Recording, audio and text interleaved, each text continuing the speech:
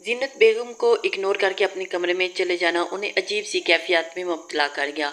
इन्हें अपने बेटे के चेहरे पर वो चमक नजर नहीं आई जो होनी चाहिए थी, और फिर उन्होंने सब कुछ अपना वहम समझकर झुठला दिया। लेकिन वो नहीं जानती थी कि उनका बेटा इस खुशी को महसूस ही नहीं कर पाया जिस खुशी की तलब उन्होंने अपने बेटे को की जिंदगी में उस लड़की को इंतखाब किया था। उसे ऑफिस में देखकर सब लोग हैरान थे। न जाने उसे कितने लोगों के सामने सफाइयाँ देनी पड़ी, न जाने उसे कितनी कॉल्स मसूल हुई थी और उसके खिलाफ कितनी बातें हुई, लेकिन उसने सब कुछ इग्नोर कर दिया। वो दिन बहुत बुरा गुजरा और उसकी तवक्कुआ से भी बहुत ज़्यादा बुरा, और ये सब कुछ उसे सिर्फ उस लड़की की वजह से सुनना पड़ा था। और फिर उसका रवैया वकूफ़ ज़दा होकर घर वापस लौट आया था। और हैरत का याद कर देने वाली बात यह थी कि वो अपने कमरे में मौजूद नहीं थी, बल्कि उसने दूसरे कमरे में खुद को बंद कर रखा था। मम्मा घर पर हैं, वो हमारे मुतालिक क्या सोचेंगी? तुम्हें इस बात का अंदाज़ा है रिमशा? डुप्लीकेट की से वो जब वो कमरे में दाखिल हुआ तो वो बेड पर लेटी आराम कर रही थी। अजीब सी तकलीफ उसके चेहरे पर वाज़ह थी। अगर तुम्हारी तबीयत नहीं थी या तुम्हारे दिल में कोई बात है तो तुम मुझे बता सकती हो, लेकिन प्लीज़ ऐसा मत करो। मुझे आज भी लोगों के सामने तुम्हारी वजह से जलील होना पड़ा। सोचो मैं कब तक ये सब कुछ बर्दाश्त करता रहूँगा। उसके लहजा कुछ खड़ा हुआ था। वो सिर्फ उसे एहसास दिलाना चाहता था, उसके अंदर मौजूद तलखी को कम करना चाहता था। ऐसा नहीं था कि वो उस पर धाड़ रहा था या उसे एहसास जुर्म में मुब्तला कर रहा था। रिमशा उसकी गोद में सर रखते हुए बुरी तरह से सिसक पड़ी। वो जब भी शदीद तकलीफ में होती वो दरख्शा बेगम की गोद में सर रखते हुए सिसक पड़ती थी। उसके चेहरे की जर्द रंगत को देखकर उसने उसके हाथों को अपने हाथों में थाम लिया था और उसका वजूद बुखार से तप रहा था। प्लीज़ अपने कमरे में रहा करो, वरना सबको पता चल जाएगा कि हमारे दरमियान कोई रिश्ता नहीं है। तुम मुझसे रिश्ता नहीं रखना चाहती, मत रखो, लेकिन किसी को इस बात का एहसास तो मत दिलाओ। रिमशा एटलीस्ट मेरी फैमिली का ही ख्याल कर लो। उसके वजूद को खुद में समेटते हुए उसने नरमी से समझा रहा था, लेकिन वो नहीं जानता था कि दरवाजे के बाहर खड़ी जीनत बेगम बूझी हुई रंगत के साथ वापस पलट गई थी। यानी जो जो अंदेशा उनके दिन में सर उठा रहे थे वो बिल्कुल सच्चे थे। उन्होंने सुबह से ही उसका अजीबो गरीब रवैया नोट कर लिया था और वो उसे अपने कमरे में लेकर आया और उसने खुद ही उसे मेडिसिन दी थी। पेन किलर लेने के बाद वो आरामदेह हालत में सो गई थी और वो रात भी वो बेकरारी में उसके करीब जागता रहा था। भलाखर उस शख्स की हालत क्या होगी जिसकी कमसिन हसीन बीवी उसके पहलू में आराम करती रहे और वो बेकरारी से रात भर उसके चेहरे को देखता रहे। और ये सच था कि इस शादी ने उसे अजियतों और बेकरारी और बेकरारियों के अलावा कुछ नहीं दिया था। लेकिन ये तो अभी आगाज था। न जाने कितनी रातें गुजर गई जब उस रोज़ जिन्नत बेगम रिमशा को देखते हुए बुरी तरह से फट पड़ी थी। आखिर तुम बताती क्यों नहीं हो कि तुम मेरे बेटे के करीब क्यों नहीं जा रही? मैं इस बात को इग्नोर कर रही थी, लेकिन तुम दोनों का आपसी मामला है, लेकिन अब मजीद नहीं। अगर तुम मेरे बेटे में इंटरेस्टेड नहीं हो तो अपनी फैमिली को बताओ और निकल जाओ इसकी ज़िंदगी से। जीनत बेगम आहरमान थी, कब तक अपने बेटे की तकलीफ में देख सकती थी। भले ही वो ज़ुबान से इकरार नहीं करता था, लेकिन यह सच था कि शादी को एक हफ्ता होने को आया था और आज तक इन दोनों के दरमियान कोई ताल्लुक नहीं बना था और उसके बेटे के चेहरे पर भी वो इत्मीनान नहीं था जो वो देखना चाहती थी। दाखिली दरवाजे से उसने सर झुकाए दौड़ रोती खड़ी रही। मम्मा ये सब क्या हो रहा है? शमरेज ने दोनों को एक एक नज़र देखते हुए जीनत बेगम से सवाल किया था। वही जिसे तुम छुपाने की कोशिश कर रहे हो। तुम जानते हो बाहर लोग क्या बातें बना रहे हैं। तुम्हें इस बात का अंदाज़ा भी है शमरेज? ये लड़की आए हुए गेस्ट अटेंड नहीं करती, लेकिन किसी से कोई बात नहीं करती। बात करूं तो जवाब नहीं देती। आखिर ये चाहती क्या है? उनका लहजा बहुत सख्त था।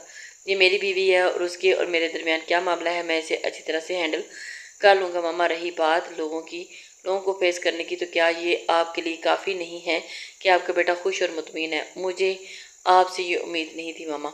रिमशा को सहारा देकर वो कमरे में आ गया था और बुरी तरह से रो रही थी।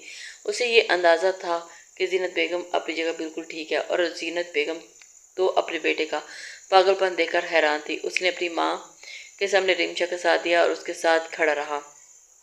उस रोज़ रिमशा खुद आगे बढ़कर उसके सीने से लगी थी, बेतहाशा रो पड़ी थी। तुम्हें मम्मा की बातों को इग्नोर करना चाहिए, ये सब कुछ इतना ज़रूरी नहीं है। उसके चेहरे पर एक हफीफ सी मुस्कुराहट फैल गई थी। वो खुद उसके करीब आई थी। उसने नरमी से उसके हाथों को थाम लिया था। मैंने आपसे कहा था कि मैं आपके काबिल नहीं हूँ, वो हिचकियों के दरमियान कह रही थी और वो उसकी बात सुन रहा था क्योंकि शमरेज ने हल्की सी सरगोशी करके उसे सवालिया नज़रों से देखा था।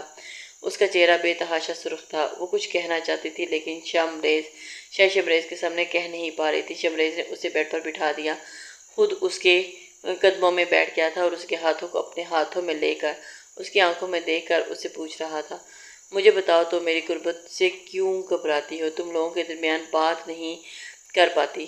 میں تمہارا شوہر ہوں، جب بھی حق کا طلبگار ہوتا ہوں تو تم شدید رد عمل دیتی ہو۔ آخر یہ سب کچھ کب تک چلتا رہے گا رمشا؟ میں ایک مرد ہوں، میری برداشت کی بھی ایک حد ہے۔ اگر تم مجھے بتاؤ کہ نہیں، اس کے ذہن میں کیا کچھ نہیں تھا؟ درخشا بیگم کا وہ گزری ہوئی رات اور پھر اس کے چہرے پر ہاتھ رکھتے ہوئے وہ سب کچھ کہہ دیا جو سن کے سامنے بیٹھا شخص شوق ڈر گیا۔ آپ پلیز مجھے طلاق دے دیں کیونکہ میں یہ سب کچھ کبھی نہیں کر پاؤں گی۔ میں ویجائنل انفیکشن میں مبتلا ہوں، میں وہ سب کچھ نہیں کر سکتی جو آپ چاہتے ہیں، جو آپ کی ماما چاہتی ہیں۔ وہ بری طرح رو رہی تھی۔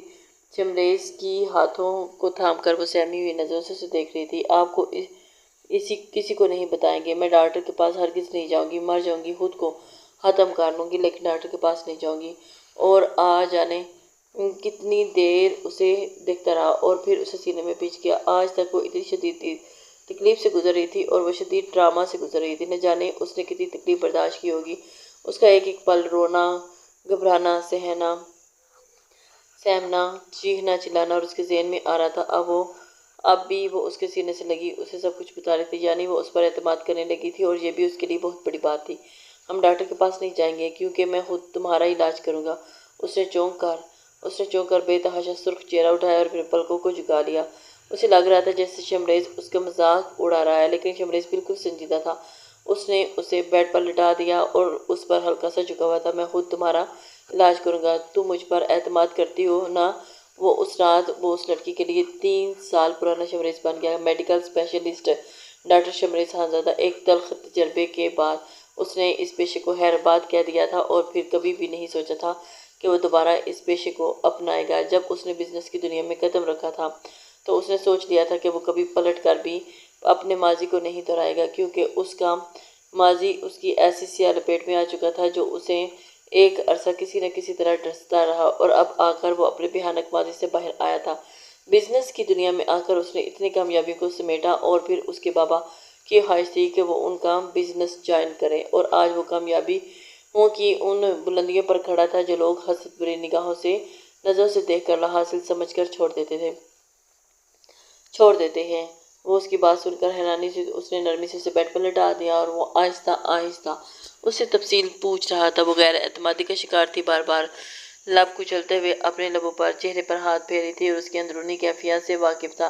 خوف، درد اور تمام حالات کا مل جانا اب اسے آہستہ سے سمجھ آ رہا تھا کہ وہ کیوں اتنی غیر اعتمادی کا شکار ہوگی۔ بعض اوقات لڑکیاں اس مسئلے کو بیان کرنے سے گھبراتی ہیں، بعض اوقات وہ اپنے پارٹنر کے ساتھ اپنے جذبات قائم نہیں کر پاتی جو ان کا حق بنتا ہے، اور تب ان کے رشتے کے اندر دراڑ پیدا ہو جاتی ہے۔ صرف جھجک اور دہشت کی وجہ سے یہ تکلیف برداشت کرتی رہتی ہیں اور بالآخر ایک دن یہ تکلیف ان کے لیے وبال جان بن جاتی ہے۔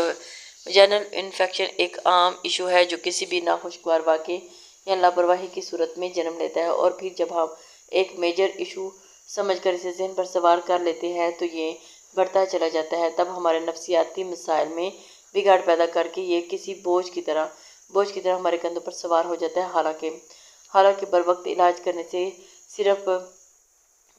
صرف کو اچھی دنوں کے اندر سب کچھ مکمل طور پر ٹھیک ہو جاتا ہے۔ اس روز اس کی حالت دیکھ کر وہ حیرت زدہ رہ گیا تھا اور اس نے سوچا بھی نہیں تھا کہ وہ اتنی تکلیف کا شکار ہوگی، اور فوراً گاڑی لے کر حویلی سے باہر نکلا کچھ ضروری میڈیسن اور سامان لے کر۔ جب وہ کمرے میں آیا تو اس وقت بھی وہ بے سکونی کا شکار تھی۔ اسے تو ایک عرصہ ہو چکا تھا اس تکلیف سے گزرتے ہوئے، اور اسے چند مخصوص ادویات دے کر اس نے اس کے سارے زخموں کو صاف کر دیا تھا۔ وہ درد سے تڑپتی رہی، اس کی جھجک، شرم، سب کچھ اس کے لیے موت کے برابر تھا، لیکن اس کی زندگی بچانے کے لیے سب کچھ ضروری تھا، اور شمریز نے اسے اس درد بھری زندگی سے نجات دلانے کے لیے پہلا قدم اٹھایا تھا۔ پین کلر لینے کے بعد وہ تقریباً 2 گھنٹے تک اسی طرح درد سے بے سکون رہی، اور آہستہ آہستہ سکون کی ایک لہر اس کے چہرے پر چھانے لگی۔ کافی عرصے کے بعد اس نے شمریز کے سینے پر سر رکھا اور اس کے بالوں میں انگلیاں چلاتے ہوئے وہ آہستہ آہستہ اسے سمجھا رہا تھا کہ وہ اس کا شوہر نہیں بلکہ اس کا بہترین دوست ہے۔ جب بھی زندگی میں اسے کبھی کسی قسم کی مشکل درپیش ہو تو وہ اپنے پہلو میں کھڑے شمریز خانزادہ کو دیکھے۔ اسے کسی سے ڈرنے کی ضرورت نہیں، اور وہ چپ چاپ اسے سنتی چلی جا رہی تھی۔ اب ان کے اندر ایک مضبوط رشتہ قائم ہو رہا تھا اور وہ اس پر اعتماد کرنے لگی تھی۔ اسی وجہ سے ایک عجیب سا سکون اس کے وجود میں سرایت کرتا چلا جا رہا تھا، اور پھر کب وہ نیند کی وادیوں میں اتر گئی، اس کو اندازہ ہی نہیں ہوا۔ شمریز نے اس کا چہرہ سیدھا کرتے ہوئے اسے تکیے پر لٹا دیا، اور اس کے ریشمی بال تکیے پر بکھرتے چلے گئے تھے۔ اس کے سرخ لبوں کو دیکھتا رہا اور پھر آہستگی سے جھک کر اس کے لبوں سے چھو لیا۔ وہ ہلکا سا کسمسائی اور وہ مدھم مسکراہٹ کے ساتھ پیچھے ہٹ گیا تھا، اور اس کی زندگی کا قیمتی سرمایہ تھی۔ یہ حسین اور معصوم لڑکی اتنی تکلیف سے گزر رہی تھی، یہ سب سوچ کر ہی اسے جھجری آ گئی۔ اب اس نے سوچ لیا تھا کہ وہ اتنا آسانی سے رکے گا نہیں، اور اگلی صبح وہ اسے لے کر ہاسپٹل آ گیا، اور اس نے پہلے ہی ڈاکٹر جویریہ سے اپائنٹمنٹ فکس کروا لی تھی۔ ڈاکٹر جویریہ اور اس کے تعلقات کافی عرصے تھے۔ وہ عمر میں اس سے بڑی تھی، لیکن پھر بھی ان کے درمیان ایک شائستہ اور دوستانہ تعلق قائم تھا، اور اسے ڈاکٹر اور جویریہ پر پورا اعتماد تھا، اور اسے یقین ہو چکا تھا کہ اس کی بیوی نے اس مسئلے کو نفسیات کا مسئلہ بنا کر اپنے سر پر سوار کر لیا ہے۔ وہ جتنے خوف اور غیر اعتمادی کا شکار ہے، اسے ضرور ڈاکٹر جویریہ سے ایک ملاقات کر لینی چاہیے، اور اس سلسلے میں وہ اس کے ساتھ آیا تھا۔ ڈاکٹر جویریہ ان کی منتظر تھی۔ اسے لے کر ان کے سامنے ہی بیٹھ گیا۔ آہستہ آہستہ اس نے مسئلے کو چھیڑا اور اپنے نرم ہاتھ اس کے ہاتھ پر رکھ کر اسے تسلی بھری مسکراہٹ سے دیکھتے ہوئے آہستہ آہستہ سب سمجھانے لگی۔ وہ اس سے بات چیت کرنا چاہتی تھی، لیکن وہ بس خاموش رہی، بار بار شمریز کو دیکھ کر اپنی نظریں جھکا لیتی۔ شاید اسے شمریز سے شرمندگی محسوس ہو رہی تھی یا پھر جو بھی تھا، لیکن وہ کھل کر بات نہیں کر پا رہی تھی۔ لیکن ڈاکٹر جویریہ نے پھر اس کی ذہنی کشیدگی کو کافی حد تک کم کر دیا۔ نہ جانے کتنی الجھنیں تھیں جو سلجھ چکی تھی، اور وہ اطمینان سے مسکرا دی۔ ڈاکٹر جویریہ نے مزید اس مسئلے کو تفصیل اور اسے اس خوف سے نکالنے کے لیے شمریز کو بہت ساری ہدایت کی تھی۔ حالانکہ اسے ضرورت نہیں تھی، لیکن پھر بھی وہ جانچنا چاہتا تھا کہ بطور لیڈی ڈاکٹر وہ کیا مشورہ دیتی ہے۔ ایک عرصے کے بعد وہ ان سے ملاقات کرنے کے لیے آیا تھا۔ جویریہ نے اصرار کیا کہ لنچ اس کے ساتھ ہی کر لے، لیکن وہ لنچ کے لیے اپنی مسز کو باہر لے جانا چاہتا تھا، جہاں وہ دونوں پرائیویٹ اور رومانٹک سا لنچ کر لیں گے، اور اس وقت اس کے ساتھ ہاتھ تھام کر وہ ہاسپٹل کی راہداری میں کے باہر نکل رہا تھا جب وہ اچانک دائیں جانب موجود لفٹ کا دروازہ کھلا اور وہ باہر نکلی تھی۔ گلے میں اسٹیٹوسکوپ وہی مخصوص لیا براؤن بال اور پھر سنہری آنکھیں، اور اس کے سامنے آ کر کھڑی ہو گئی، اور پال میں وہ شمریز کا رنگ بدلا تھا کہ آج 30 سالوں کے بعد وہ اس کے سامنے کھڑی تھی۔ اسے اندازہ ہی نہیں تھا کہ وہ ابھی امریکہ سے یہاں شفٹ ہو چکی ہے۔ لیزا نے ایک مسکراہٹ اس کی جانب بچھا لی۔ کیسے ہو شمریز؟ وہ پہلو بدل کر اس کے قریب سے گزرنے لگا تھا جب بے اختیار لیزا نے اسے مخاطب کیا۔ I am sorry. وہ ابھی بھی اپنی بیوی کا ہاتھ تھامے وہاں سے گزر گیا تھا جب لیزا اس کے پیچھے پیچھے بھاگتی دروازے تک آ گئی تھی۔ اسے کوئی فرق نہیں پڑتا تھا کون دیکھ رہا ہے یا کون نہیں۔ وہ بس اس شخص کو اپنے سامنے دیکھ کر اتنے سالوں کے بعد اسے بات کرنا چاہتی تھی۔ صرف میری ایک بات سن لو، میرے راستے میں مت آؤ اور نہ ہی میری مسز کو ڈسٹرب کرو۔ اس نے باتوں باتوں میں اسے احساس دلا دیا تھا کہ وہ اس وقت اپنی بیوی کے ساتھ ہے، اور لیزے نے حیرت بھری نظروں سے اس چھوٹی سی لڑکی کو دیکھا جو خود بھی غیر اعتمادی اور خوف کا شکار تھی۔ سہمی ہوئی نظروں سے لیزا اور شمریز کو دیکھ کر وہ سر جھکا کر کھڑی رہی، اور جیسے اسے لیزا کے بارے میں جاننے میں کوئی دلچسپی نہیں ہو۔ میں صرف بات کرنا چاہتی ہوں شمریز، اور میں تم سے کہہ چکا ہوں کہ میں کوئی بات نہیں کرنا چاہتا۔ اتنی شدت سے دھاڑک کے لیزا پر اثر ہونے کے بجائے ساتھ کھڑی لڑکی جلدی سے اس کے سینے سے آ لگی تھی، اور لیزا سلگتی ہوئی نظروں سے وہ سب کچھ دیکھتی رہی، اور اسے ساتھ لگائے بہر تک آیا تھا وہ اس کی پشت کو دیکھتی رہی، اور آج سے 3 سال پہلے وہ شخص اس کی زندگی میں موجود تھا، اور لیزے اس کی زندگی میں آنے والی پہلی عورت تھی، اور اس کی اسسٹنٹ، اور شاید ہمارے پسند عورت بھی سب کچھ نارمل تھا۔ جب ایک رات وہ ڈیوٹی آف کرتے ہوئے ایک آخری راؤنڈ لگانے ایمرجنسی تک گیا، اور ایمرجنسی کے حالی بستر پر اس نے لیزے کے ساتھ انجان شخص کو دیکھا تھا، اور اس کے قدموں تلے زمین نکل گئی۔ اتنا بڑا دھوکہ! اس نے لیزے سے محبت کی تھی اور اس سے منگنی کی اور سارے رسم و رواج کے ساتھ اسے اپنانے کی خواہش کی تھی، لیکن لیزے نے اسے بتا دیا کہ وہ مغربی تہذیب میں لپٹی ہوئی لڑکی کسی کے ساتھ وفاداری نہیں دکھا سکتی۔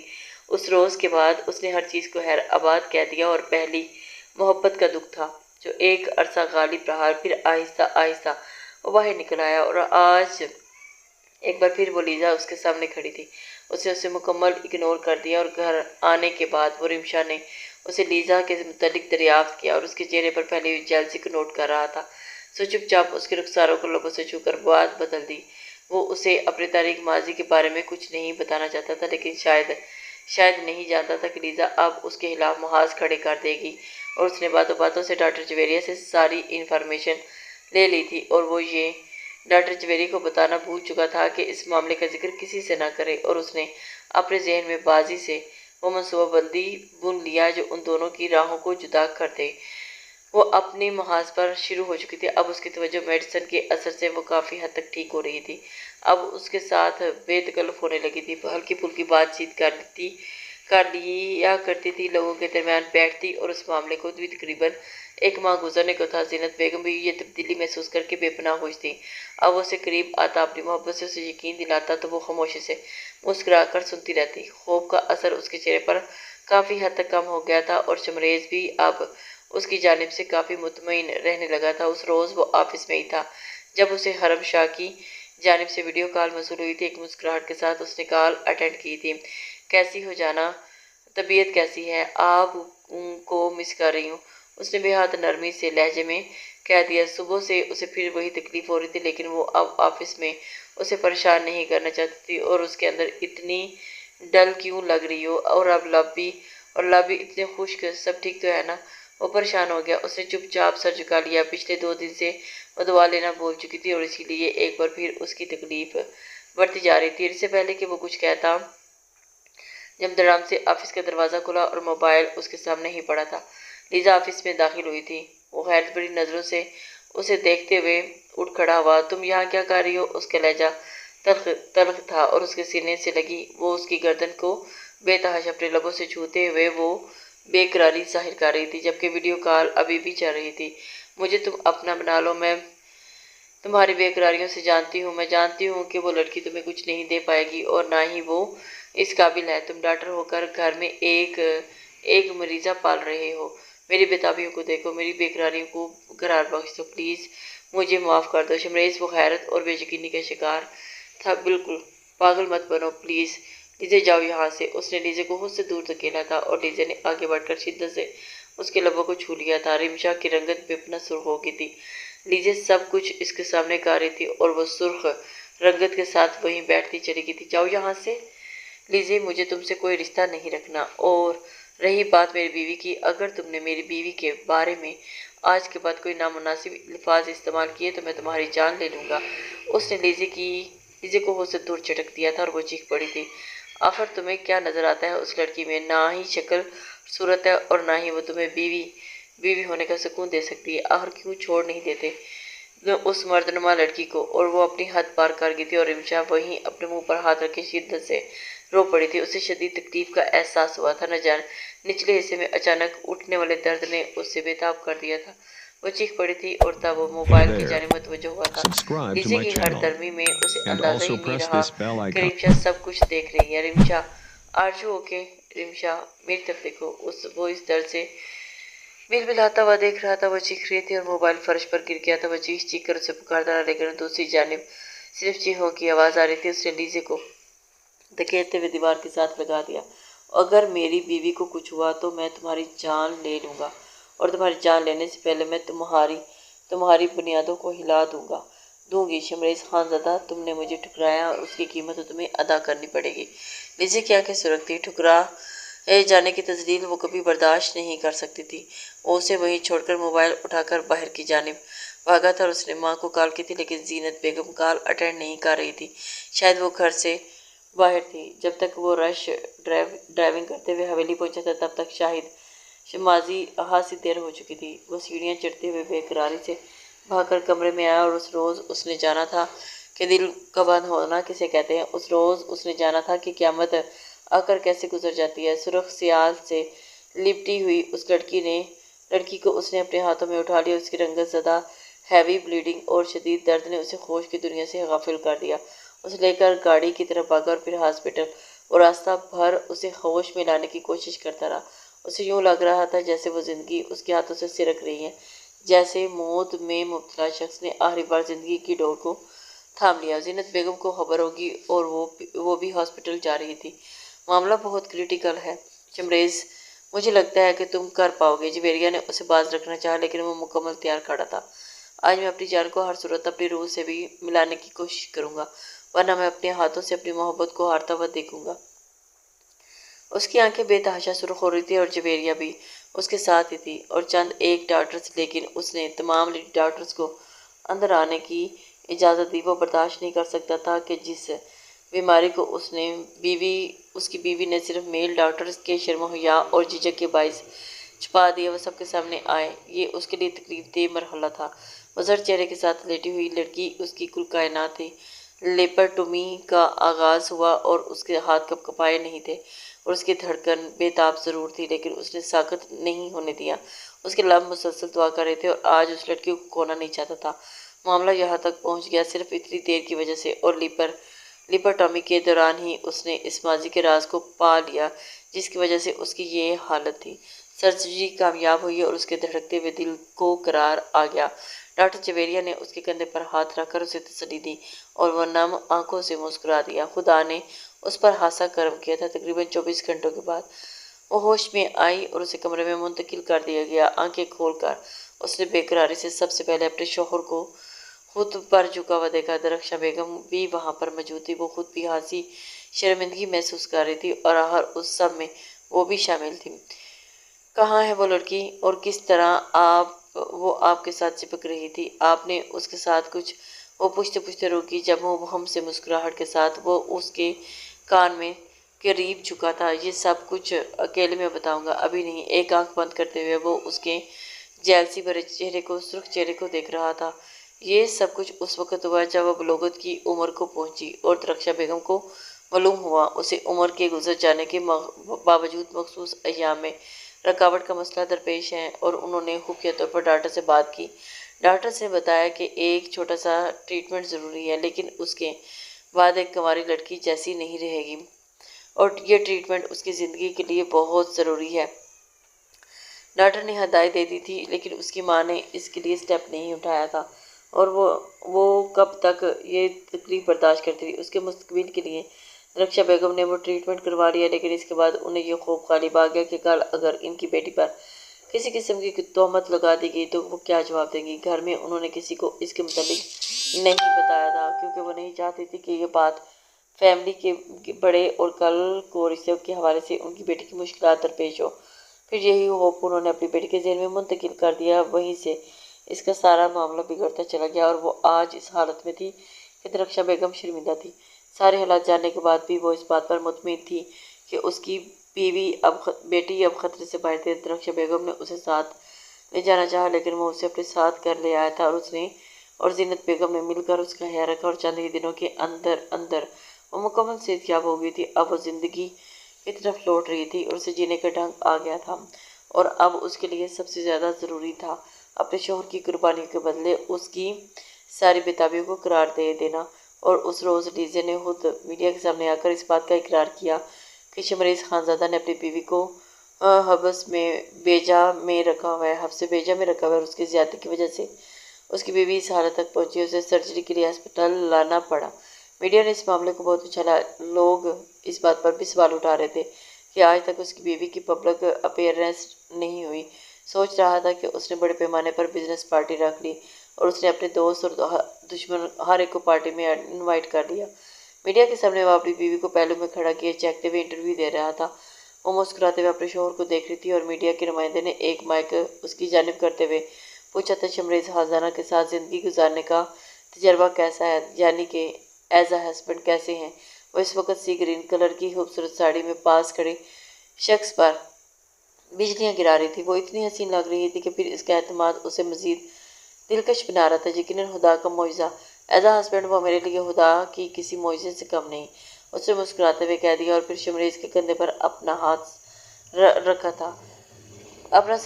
شمریز نے جھک کر اس کے ماتھے کو لبوں سے چھو لیا تھا، اور وہ رات بے تابیوں بھری تھی، اور اس رات لیزا نے ہار کر اپنی شکست تسلیم کی، اور وہ ملک چپ چاپ چھوڑ دیا، کیونکہ اسے اندازہ تھا کہ اس کے بعد شمریز خانزادہ اس کا حشر بگاڑ دے گا۔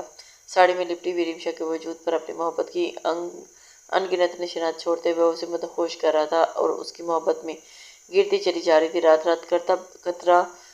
قطرہ قطرہ برس رہی تھی اور وہ ان کی محبت ایک نئی داستان پیش جنم لے رہی تھی، کیونکہ انہوں نے مل کر ایک بہت بڑی ناکامی کو شکست دے دی تھی۔ یقیناً اگر وہ شخص اس کے ساتھ نہ ہوتا تو شاید وہ جینے کے قابل نہ ہوتی۔ آج وہ دونوں ایک دوسرے کے ساتھ بے پناہ محبت اور احترام میں بندھے ہوئے رشتے کے ساتھ زندگی کا آغاز کر چکے تھے، اور یقیناً یہ ایک بہترین آغاز تھا۔ جس سے امید کرتی ہوں کہ آپ کو یہ ناول پسند آیا ہوگا۔ اپنے کمنٹس، لائک اور شیئر ضرور کر دیا کریں، اس سے ہماری حوصلہ افزائی